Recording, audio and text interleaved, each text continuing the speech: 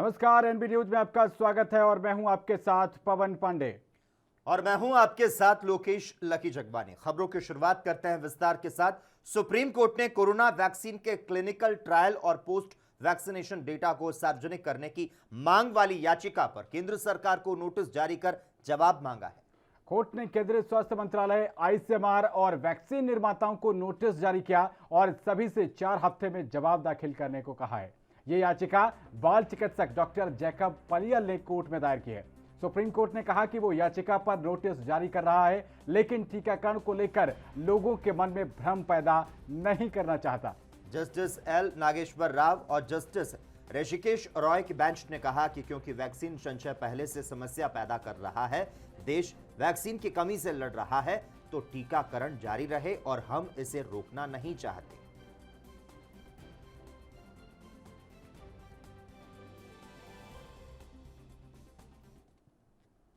वहीं राष्ट्रपति रामनाथ कोविंद 26 अगस्त को 3 दिवसीय दौरे पर उत्तर प्रदेश जाने वाले हैं। इस दौरे पर वो लखनऊ, गोरखपुर और अयोध्या जाएंगे। आपको बता दें 29 अगस्त को वे अयोध्या जाएंगे और फिर इसी दिन वापस लौट आएंगे। राष्ट्रपति प्रेसिडेंशियल ट्रेन से यूपी आ रहे हैं और वहीं 26 अगस्त को वो लखनऊ में बाबा भीमराव अंबेडकर विश्वविद्यालय के दीक्षांत समारोह में शामिल होंगे।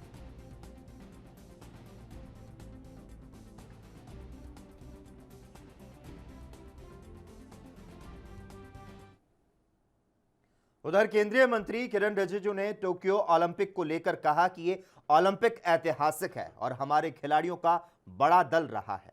उन्होंने कहा कि देश ने सबसे ज्यादा मेडल जीते हैं और ये ओलंपिक हमारे लिए बहुत अच्छा रहा। उन्होंने और क्या कुछ कहा, आइए आपको सुनाते हैं। ये टोक्यो ओलंपिक्स अपने आप में ऐतिहासिक है 2-3 कारण से। टोक्यो ओलंपिक्स में सबसे ज़्यादा हमारे 127 खिलाड़ियों का एक बहुत बड़ा दल रहा है। तो 127 प्लेयर्स, ये एक रिकॉर्ड है। दूसरा, सबसे ज़्यादा मेडल हमने जीते हैं, 7 मेडल, और ऊपर से गोल्ड मेडल। पहली बार एथलेटिक्स में गोल्ड मेडल जीते हैं, तो हर दृष्टि से रिकॉर्ड रहा है। हमारे लिए बहुत अच्छा ओलंपिक है। आज दमदार स्वागत होगा सारा खिलाड़ियों का। भारतीय जनता पार्टी के लोकसभा सांसद सनी देओल ने नीरज चोपड़ा की जीत पर सभी देशवासियों और उनके परिवार को बधाई देते हुए क्या कुछ कहा, आपको सुनाते हैं। कहूँगा कि हमारे देश ने इस बार हम लोग हमारे यूथ में 7 मेडल जीते हैं, बहुत ही खुशी की बात है। मैं चाह रहा हूँ कि ये इसे आप लोग इतना उठाएं ताकि आज के यंगस्टर्स इसको इंस्पिरेशन ले और किसी चीज़ का इंस्पिरेशन और किसी और चीज़ का इंस्पिरेशन ले, स्पोर्ट्स का लें, बिकॉज टुमारो उनके हाथ में है और स्पोर्ट्स से अच्छी और हेल्दी कोई और चीज़ नहीं है। कहूँगा कि हमारे देश ने इस बार हम लोग हमारे यूथ में 7 मेडल जीते हैं, बहुत ही खुशी की बात है। मैं चाह रहा हूँ कि ये इसे आप लोग इतना उठाएं ताकि आज के यंगस्टर्स इसको इंस्पिरेशन ले और किसी चीज़ का इंस्पिरेशन और किसी और चीज़ का इंस्पिरेशन ले, स्पोर्ट्स का लें, बिकॉज टुमारो उनके हाथ में है और स्पोर्ट्स से अच्छी और हेल्दी। तो खबरों में आगे बढ़ते हैं। केंद्रीय मंत्री मुख्तार अब्बास नकवी ने विपक्ष पर हमला करते हुए कहा कि ना वो सुनाते हैं और ना ही सुनते हैं। उन्होंने कहा कि बिना तर्क के विपक्ष बातें करता है। किसानों को लेकर भी उन्होंने और क्या कुछ कहा, सुनाते हैं आपको। न ये सुनना चाहते हैं, न सुनाना चाहते हैं, सिर्फ हंगामा मचाना चाहते हैं। सरकार तो अपना काम कर रही है, आप क्यों भाग रहे हैं, आप क्यों हंगामा मचा रहे हैं, आप क्यों पार्टिसिपेट नहीं कर रहे हैं? तो इसीलिए ना ये न सुनना चाह रहे हैं, न सुनाना चाह रहे हैं, सिर्फ हंगामा मचाना चाह रहे हैं। और अब तो दिक्कत एक और है कि ये तो पूरे के पूरे सेशन को वॉश आउट करने की वॉशिंग मशीन लेके बैठे हुए हैं कि हम तो पूरे सेशन को जो है वॉश आउट करेंगे। आपने पहले दिन से कह दिया था। तो सरकार तो अपना काम कर रही है, आप जो है वो उसमें पार्टिसिपेट करिए और आप अपनी जितनी भी सुनाना है सुनाइए। हम आपकी सुनेंगे भी और आपको सुनाएंगे भी। डरने की जरूरत है, न डराने की जरूरत है, न भ्रम में रहने की जरूरत है, न भरमाने की जरूरत है। अब आपने जो है वो एक पूरे के पूरा माहौल बना रखा है भ्रम पैदा करने का, लोगों को भरमाने का, और उसके अलावा आप अपने आप को कानून से सबसे ऊपर मानते हैं, सर्वोपरि मानते हैं। आज भी जो है वो आपकी सामंती विरासत और सन की सियासत जो है वो सर चढ़ करके बोल रही है। तो इसलिए जो है वो आपको लगता है कि आपको तो कोई टच नहीं कर सकता, आप सबसे महान हैं। अनटचेबल हैं। एक तरफ भारत कृषि प्रधान देश की तरफ मजबूती से बढ़ रहा है, दूसरी तरफ कृषक प्रधान देश की तरफ भी बढ़ रहा है।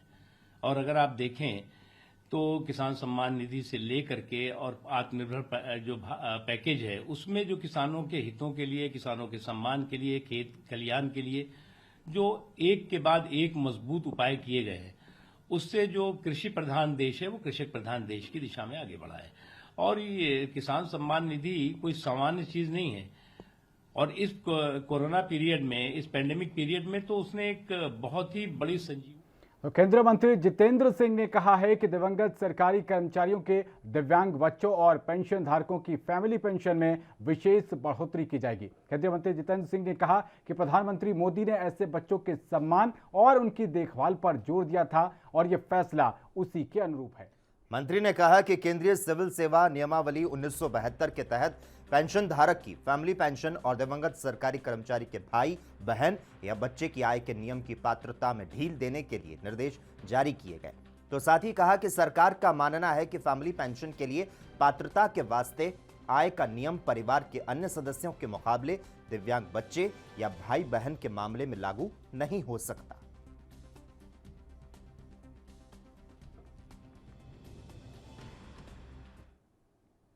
आगे बढ़ते हैं। केंद्रीय मंत्री रामदास अठावले ने किसानों को लेकर कहा कि किसानों के हक में कृषि कानून बनाया गया है, लेकिन किसान इसका विरोध कर रहे हैं। उन्होंने पेगासस और गणेश उत्सव को लेकर भी अपना बयान दिया। क्या कुछ कहा, सुनाते हैं आपको। जानबूझकर काम रोकने के लिए पेगासस का मतलब आरोप लगाकर विपक्षी दल जो है हाउस चलना नहीं दे रहे हैं। और कोई बीजेपी के सांसद हो या तो सरकार हो, हम चर्चा के लिए तैयार है। बहुत बार जब हंगामा होता रहा था तब उठकर हमारे हाउस के नेताओं ने अपनी भूमिका रखी है और हम चर्चा के लिए तैयार है। इसी तरह की भूमिका रखी है। तो इसीलिए मुझे लगता है कि बीजेपी या सरकार जासूसी के मुद्दे पर चर्चा के लिए तैयार नहीं है। ये आरोप है। ये भी कि किसानों के भलाई के लिए, उनका उत्पादन बढ़ाने के लिए कौन सी भी मंडी में जाओ उनको अच्छा भाव मिलता है, वहाँ अपना सामान बेचने के लिए परवानगी देने वाले कानून बनाए। लेकिन किसान जानबूझकर इसका विरोध कर रहे हैं। जी किसानों की भलाई चाहते हैं, ढिलाई नहीं चाहते हैं।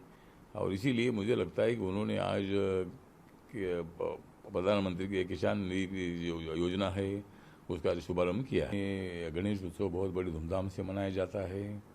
लोकमान्य तिलक जी ने आज़ादी के टाइम पर मतलब सभी जाति धर्म के लोगों ने इकट्ठा आकर देश की एकता को मजबूत कराने के लिए गणेश उत्सव शुरू किया था। उसके पीछे राष्ट्रभक्ति की भावना होती है।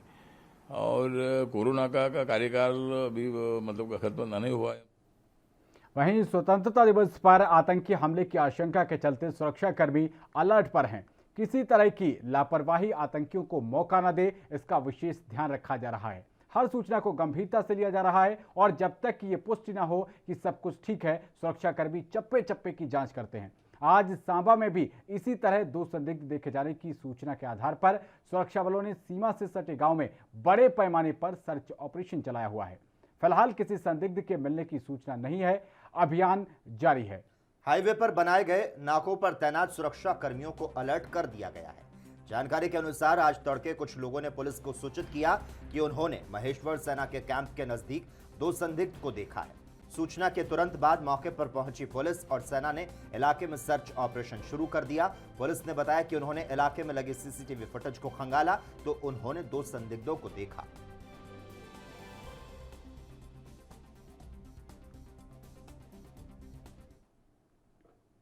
तो उत्तराखंड में सांसद अजय टम्टा अल्मोड़ा पहुंचे हैं। इस दौरान उन्होंने अल्मोड़ा में सड़क के शिलान्यास कार्यक्रम में शिरकत की और लोगों की समस्याओं को सुना। सांसद अजय टम्टा ने बताया कि लोकसभा क्षेत्र के 4 जनपदों अल्मोड़ा, पिथौरागढ़, बागेश्वर और चंपावत के 14 विधानसभा क्षेत्र में प्रधानमंत्री सड़क योजना के तहत अभी तक 1200 से अधिक सड़कों का रिकॉर्ड निर्माण कार्य किया गया है। वहीं केंद्रीय बजट से राज्य के कई सड़कों का कार्य चल रहा है। ऑल वेदर रोड का अभूतपूर्व कार्य जारी है। तो साथ ही जनता को बेहतर सुविधा मिल सके, इस पर सरकार का फोकस है।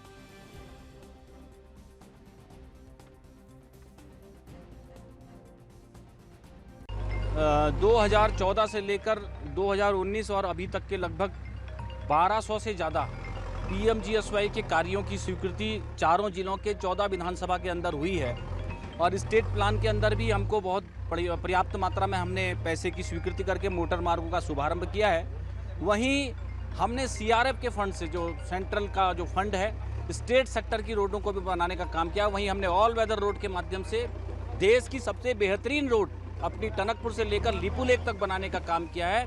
वहीं आज हमारे माध्यम से हम छोटी छोटी रोडें जो शहरों के नज़दीक थी उनको बनाने का काम किया। यही लोगों को सारी सुविधाएं मिले, मोटर मार्ग मिले, पानी मिले, घर मिले, गैस का कनेक्शन मिले और वैक्सीन मिले, ऐसे करके जो भी मनुष्य की वर्तमान की आवश्यकताएं हैं, रोजगार की दृष्टि से भी हम 3 लाख रुपए तक का बिना ब्याज का पैसा कोऑपरेटिव के माध्यम से दे करके लोग अपने दुधारू और अपने GMDIC के माध्यम से उद्योगों की स्थापना करें, ऐसे काम को करने का लगातार। अगली खबर का रुख करते हैं। योगी आदित्यनाथ के अब्बा जान वाले बयान पर समाजवादी पार्टी हल्ला मचा रही है और इसी बीच भारतीय जनता पार्टी के नेता हरनाथ सिंह यादव ने इस मामले पर अपनी प्रतिक्रिया दी। तो साथ ही टीएमसी पर भी हरनाथ सिंह यादव ने क्या कुछ कहा, सुनते हैं। राजनीति में शुचिता, एक दूसरे का सम्मान और तो होना ही चाहिए, इसमें कहीं दो मत नहीं है।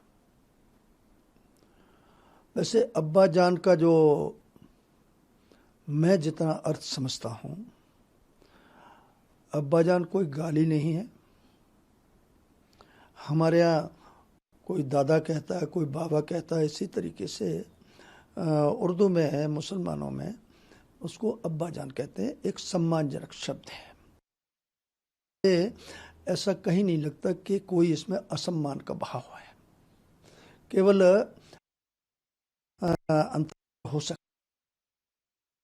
लेकिन यह जो उद्दंडता की, अनुशासनहीनता की, आचरणहीनता की जो संस्कृति उत्तर प्रदेश के अंदर, सारे देश के अंदर पैदा हो रही है, वो तो समाजवादी पार्टी और अन्य विपक्षी दलों की द्वारा की गई है।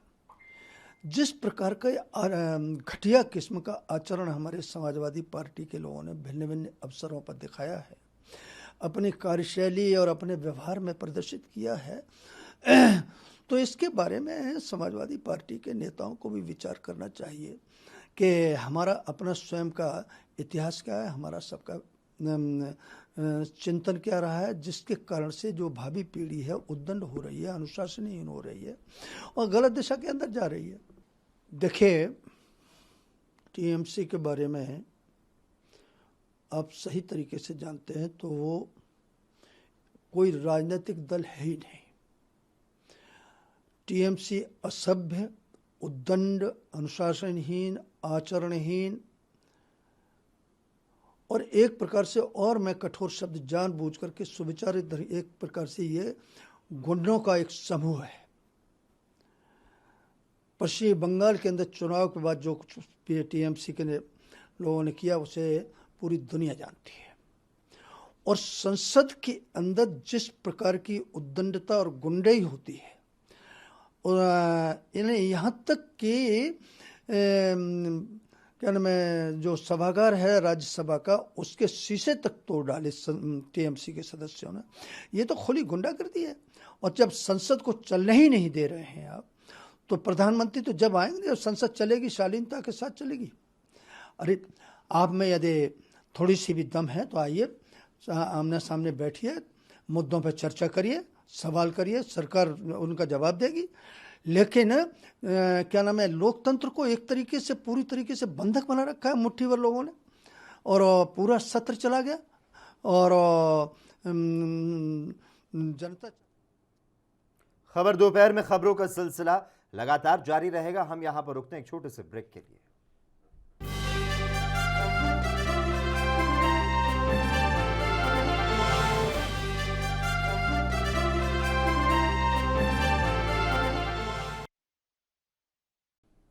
तो ब्रेक के बाद आपका स्वागत है। रुख करते हैं अगली खबर का। रविवार को जयपुर में भारतीय जनता पार्टी अल्पसंख्यक मोर्चा के राष्ट्रीय उपाध्यक्ष एपी अब्दुल्ला कुट्टी की सचिन पायलट पर की गई टिप्पणी के विरोध में कांग्रेस कार्यकर्ताओं की ओर से पुतला दहन किया गया।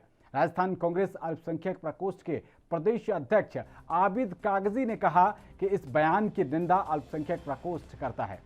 आबिद कागजी ने कहा कि सचिन पायलट कांग्रेस के सच्चे सिपाही थे, हैं और हमेशा रहेंगे।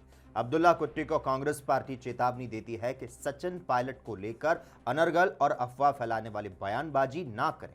कुट्टी भाजपा की कार्य समिति में शिरकत करने आए हैं, अपनी समिति के कार्यों पर फोकस करें।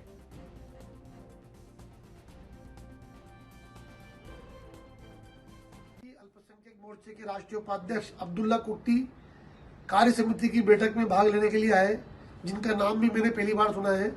उन्होंने अपने बयान में एक बात कही है कि सचिन पायलट साहब बहुत बेहतरीन नेता हैं और जल्द ही भारतीय जनता पार्टी ज्वाइन करने वाले हैं। तो कुट्टी साहब, मैं आपको बताना चाहता हूं कि कतरों को समंदर के बारे में कभी बात नहीं करनी चाहिए।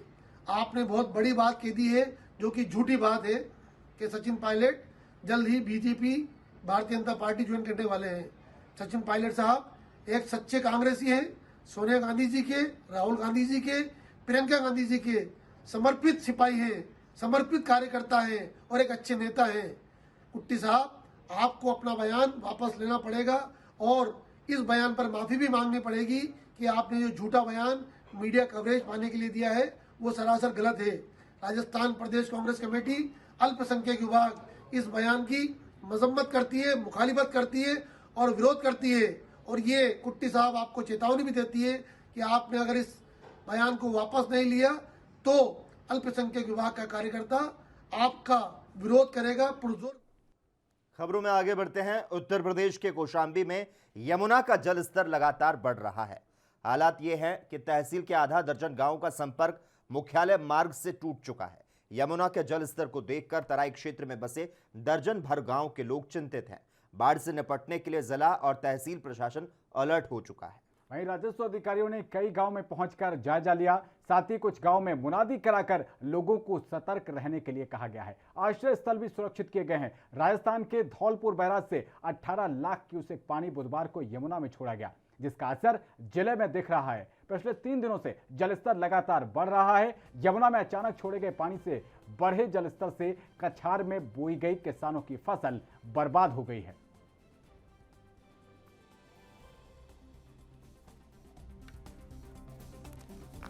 कौशाम्बी की चैल तहसील क्षेत्र के कई गांवों का संपर्क टूट गया। अचानक जमुना की बाढ़ आने की वजह से जो है कई गांवों का संपर्क टूटा हुआ है, जिसमें कटैया, बेनपुर, भखंदा, मलीपुर, इस गांव में काफ़ी पानी घुस गए हैं। यहाँ पे लोग जो है काफ़ी परेशान हैं। मौके पे कोई बड़े अधिकारी अभी तक नहीं पहुँचे हैं। आइए जानते हैं लोग यहाँ कैसे जी रहे हैं। ये बताइए कैसे आप लोग जीवन व्यस्त कर रहे हैं? पानी बाढ़ आने से कितनी दिक्कत हो रही है? पानी बाढ़ आने से नाना प्रकार का कष्ट है। एक दो कष्ट है, एक तो फसल पूरी चली गई, दूसरी चीज़ घर में पानी भर गया तो रहने के लिए भी धीरे धीरे परेशानी हो जाएगी। 4-5 दिन के बाढ़ में काफ़ी परेशानी है। लगातार पानी बढ़ रहा है, अब बराबर अभी बढ़ता चला जा रहा है। आज तो कुछ स्पीड कम है, लेकिन गांव इसमें चपेट में है। इस गांव में ये किलनाई नदी पे चकपिन्हा ग्राम के सामने जो है, जो रपटा नुआ पुल बना है, यहाँ पे कम से कम 10-15 फुट पानी ऊपर है, जहाँ पे नाव चल रही है और इस पे आने जाने का संपर्क मार्ग टूट गया है। मलीपुर, कटैया, टिहुआ, बेनपुर, भखंदा, केउटरा, कम से कम लगभग 6-7 गाँव का आवागमन बिल्कुल अवरुद्ध है। सरकारी क्या मदद मिल रही है? सरकारी अभी तक कोई विशेष नहीं मिली।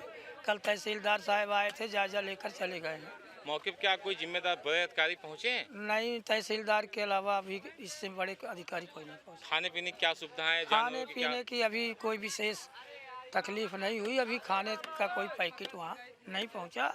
अब विशेषतर अभी किसी प्रकार से काम चल रहा है। क्या मांग है आप लोग की सरकार से? मांगे कम से कम ये आवागमन के लिए, अगर ये पुल ऊंचा हो जाता तो ये नावों की आवश्यकता टूट जाती। हमारा आवागमन जो है बंद ना होता, इन गाँवों का आवागमन जो है लगातार चला रहता। कई बार भारत सरकार और बीजेपी के बाद ट्विटर अब प्रमुख विपक्षी दल यानी कि कांग्रेस के निशाने पर आ गया है। रेप पीड़िता के माता पिता की तस्वीर ट्वीट करने की वजह से ट्विटर की तरफ से राहुल गांधी के अकाउंट पर लगाई गई अस्थायी पाबंदी से कांग्रेस पार्टी नाराज है। कांग्रेस के पूर्व अध्यक्ष के खाते पर की गई इस कार्रवाई के 2 दिन बाद पार्टी के बड़े नेताओं ने ट्विटर की आलोचना की है और साथ ही आरोप लगाया है कि ऐसा मोदी सरकार के दबाव में किया गया है। वहीं सोमवार यानी आज कांग्रेस के युवा और छात्र संगठन ने ट्विटर के खिलाफ दिल्ली में प्रदर्शन किया।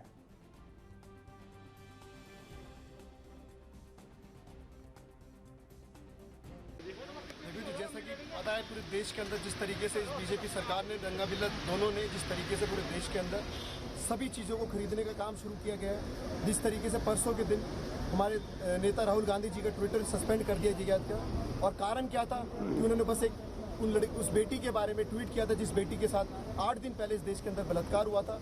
ना ही तो बीजेपी सरकार ने उस बात पे कोई सुनवाई करी है और ना ही उस पर एक मैसेज दिया, ना ही उस पर कुछ काम किया है।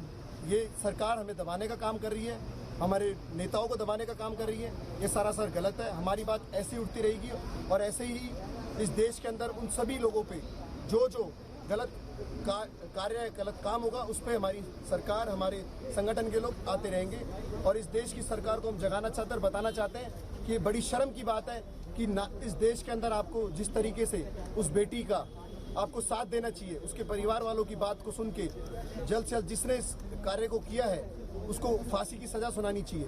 वो ना करते हुए अपने कमरों में बंद बैठे हुए हैं और इनकी चीज़ों में लगे हुए हैं कि ट्विटरों को बंद कराने में लगे हुए हैं और कभी प्रदर्शनों को रोकने पे लगे हुए प्रशासन के द्वारा।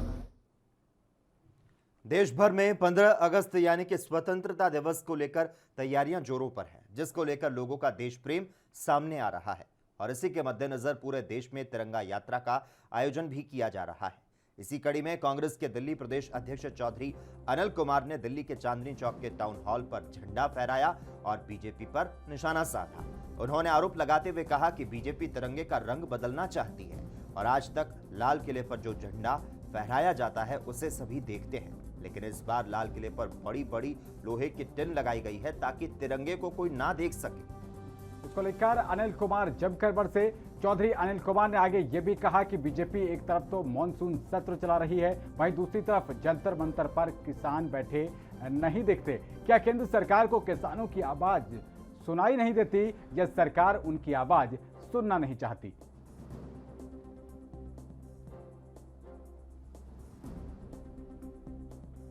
बड़े अफसोस की बात है। इसीलिए आज याद होगा भारत छोड़ो आंदोलन यानी क्विट इंडिया मूवमेंट का आज 9 अगस्त का दिन है। इसलिए आज कांग्रेस उस परंपरा पे आज भी आगे बढ़ रही है। 79 साल हो चुके हैं। 79 साल के इस वर्षगांठ पर आज कांग्रेस के कार्यकर्ताओं ने, नेताओं ने इस परंपरा को आगे बढ़ाते हुए चांदनी चौक के ऐतिहासिक इस स्थान पर आज ये यात्रा निकाली।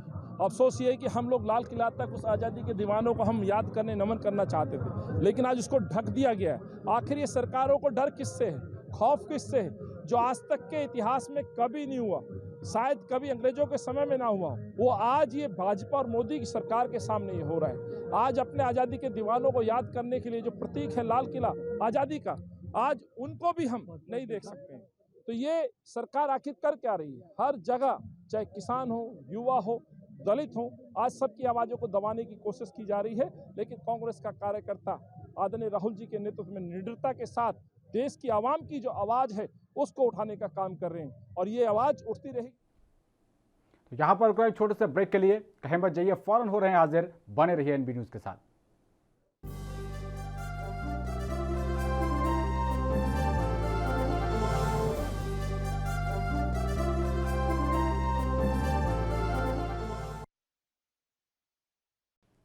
ब्रेक के बाद एक बार फिर से आपका स्वागत है। रुख करते हैं कुछ और खबरों की ओर। 9 अगस्त को भारत छोड़ो आंदोलन के 79 साल पूरे होने के मौके पर मुंबई के अगस्त क्रांति मैदान में सोमवार को कार्यक्रम आयोजित किया गया और शहीदों को श्रद्धांजलि दी गई। भारत की ब्रिटिश शासन ने आज़ादी की लड़ाई में इस आंदोलन को मील का पत्थर माना जाता है। अगस्त क्रांति मैदान में आयोजित इस कार्यक्रम में स्वतंत्रता संग्राम में शहीद हुए स्वतंत्रता सेनानियों और अन्य लोगों को याद करते हुए पुष्पांजलि अर्पित की गई। ये वही मैदान है जहां से राष्ट्रपिता महात्मा गांधी ने आजादी के लिए करो या मरो का नारा दिया था। महाराष्ट्र के मंत्री जयंत पाटिल यहां सुबह पहुंचे और गांधी स्मृति स्तंभ पर पुष्पांजलि अर्पित की। महाराष्ट्र के मुख्यमंत्री उद्धव ठाकरे और राष्ट्रवादी कांग्रेस पार्टी के प्रमुख शरद पवार ने भी ट्वीट कर शहीदों को श्रद्धांजलि अर्पित की और अगस्त क्रांति दिवस का महत्व रेखांकित किया। देखो, ये तो हमारे लिए आज़ादी की प्रेरणा स्थल है। यहाँ आकर कांग्रेस के सभी लोग नतमस्तक होते हैं और जिस तरह से हमें आज़ादी प्राप्त होकर अभी हम 75वीं साल में अभी 15 अगस्त में आ रहे हैं, लेकिन देश का संविधान, देश की चारों स्तंभ भी आज धोखे में आ चुकी है। ऐसे समय में हम सब लोगों को एक प्रेरणा देना चाहते हैं कि ये लड़ाई का, ये आपस में लड़ने का समय नहीं, देश बचाने का, देश की संवैधानिक व्यवस्था का संभालने का ये समय है और इसलिए ये लड़ाई की शुरुआत है। और मुझे विश्वास है कि देश की जनता, मोदी सरकार जो है, जिन्हें सभी संवैधानिक व्यवस्था को ख़त्म करने का जो काम किया है 7 साल में, अब लोग जागृत हो गई है और लोग कांग्रेस के साथ आकर देश की संवैधानिक व्यवस्था बचाने में साथ देंगे। यहाँ पे एक नारा दिया गया, पहली लड़ाई गोरों से, अब लड़ाई चोरों से, क्या कहेंगे इसको? बिल्कुल, आपने देखा होगा कि चोर इसलिए बोला जाता है, क्या देश की तिजोरी पूरी खाली हो चुकी है। क्या रीज़न है? लोगों का पैसा तो रोज जा रहा है, डीजल पेट्रोल गैस के जो कीमतें बढ़ाकर, ज़्यादा कीमतें लेकर लोगों के बदन से खून निकालने का काम शुरू हो रहा है। सरकार के तिजोरी में पैसा जा रहा है। पैसा कहाँ जा रहा है? यानी सरकार की तिजोरी, जनता की तिजोरी लूटने का काम जो केंद्र में बैठे हुई सरकार लूट रही है, इसलिए वो नारे यहाँ पर सही साबित होते हैं। नाना, भाजपा के कल एक नेता ने कहा कि हिंदू धर्म खतरे में महाराष्ट्र में, क्या कहेंगे? देखो, उनको हिंदू का लेना देना नहीं, मुझे उनको एक सवाल पूछना है। कोरोना में, दूसरी लहर में सबसे ज़्यादा मौतें किसकी हुई? क्या देश के प्रधानमंत्री को तब हिंदू की याद नहीं आई? देखो, ये कैसा लोकशाही है, हमारी समझ में नहीं आती कि उन्होंने उसके ट्वीट किया था, वो ट्वीट अकाउंट बंद किया गया, ये ठीक नहीं है। सर, आज 102nd अमेंडमेंट बिल जो है वो डिस्कस होगा लोकसभा में, जहां पे राज्यों को ज़्यादा अधिकार दिए जाने की बात हो रही है, कैसे देख रहे हैं आप? सिर्फ राज्यों को अधिकार देने से होता नहीं है, 50% का जो लिमिट है वो आगे जाना चाहिए, तब कुछ होगा। लेकिन आपको लगता है कि आज जिस प्रकार से सदन चल रहा है उस प्रकार से? नहीं, पहले तो हमने पंतप्रधान महोदय से स्टेट के हमारे लीडर्स जाके भी ये बताया कि 50% के आगे हमें लिमिट करना चाहिए। आज भी वही बताएंगे कि ये सिर्फ इससे नहीं होगा, 50% के आगे जाने के लिए कानून बनाओ। Today there is a bill regarding 127th amendment to the constitution in the Lok Sabha. It's the introduction of the bill, but it is only merely granting powers to the state governments in the country to declare any community, backwardness of any community. But that doesn't help us, because unless the 50% ceiling limit which has been set by the Supreme Court for granting reservations is removed, because in Maharashtra already the reservations have surpassed 50%.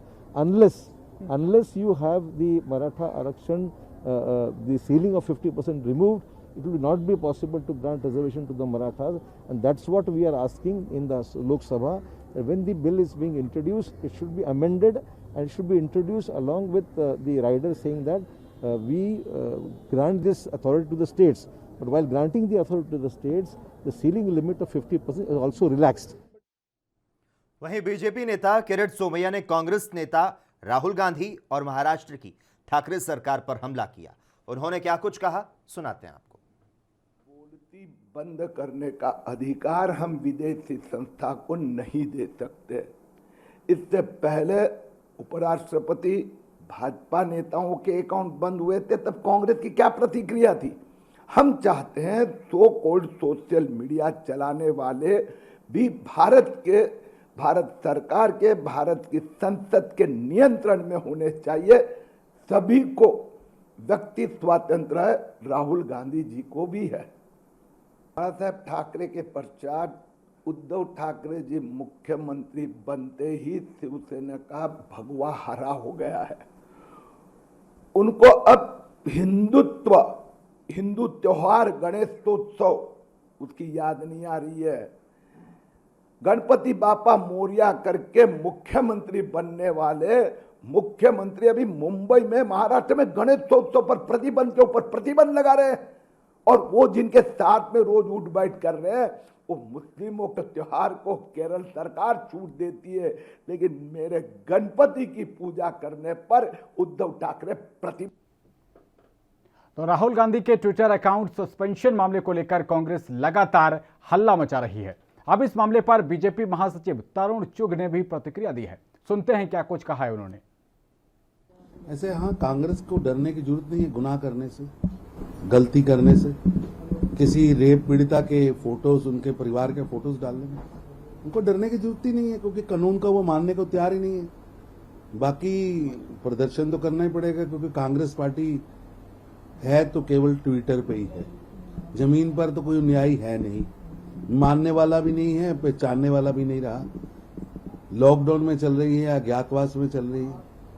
अब उसको जिंदा करने के लिए आप Twitter का सहारा लो और झूठी फोटो, गलत फोटो डालो और गुनाह करो, लेकिन गुनाह से अपने चेहरे को छुपाने के लिए आप प्रदर्शन करो, ये तो कांग्रेस का स्टाइल बन गया। ऐसा है कि दुर्भाग्य है, जहां बातचीत करनी चाहिए, जो मंच भारत की सबसे बड़ी पंचायत का मंच है, देश की सदन का मंच है, वहां से तो कांग्रेस भाग रही है, चर्चा के लिए तैयार नहीं है, केवल व केवल सुर्खियां बटोरने हेतु वो ऐसी हरकतें कर रही है। आइए ना, कौन रोक रहा है आपको बहस से? कितने दिन से आप गायब हैं, एब्सेंट है? आओ, सदन भारत की सबसे बड़ी पंचायत भी है और भारत का 135 करोड़ लोगों का प्रतिनिधित्व भी करती है, वहां तो आप बैठ भी नहीं रहे। तो ये दोहरा स्टैंडर्ड है, डबल स्टैंडर्ड। ऐसा है कि लगभग 9.25 करोड़ परिवारों को, किसानों को ये पैसा जाने वाला है।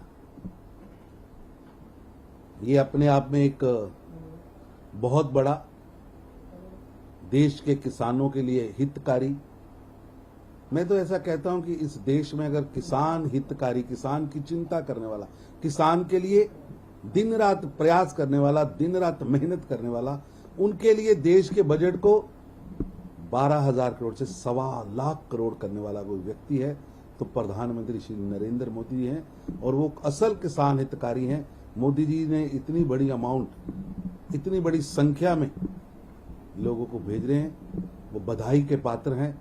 इस देश के अंदर अन्नदाता की चिंता, अन्नदाता के लिए काम करना, अन्नदाता के लिए बजट बनाना, अन्नदाता को केंद्र में रखकर देश की अर्थव्यवस्था को मजबूत करने का प्रयास करना, ये सराहनीय भगीरथीय कार्य नरेंद्र मोदी जी कर रहे हैं।